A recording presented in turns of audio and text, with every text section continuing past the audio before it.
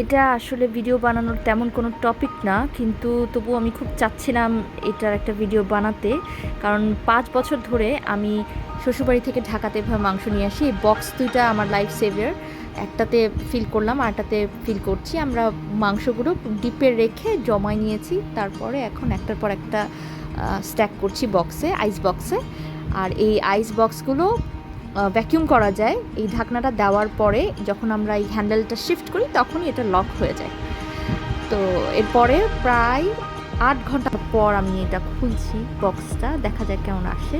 উপরের বক্সটা একটু, প্যাকেটটা একটু ভেজা ভেজা হলেও ভিতরের গুলো খুবই সুন্দর ছিল। একেবারে বরফটা বরফের মতো জমেছিল এবং যেভাবে প্রেফার করি একটু রেক্ট্যাঙ্গেল শেপে ফর্মটা ধরে রাখুক প্যাকেটগুলো, ঠিক সেভাবেই ছিল।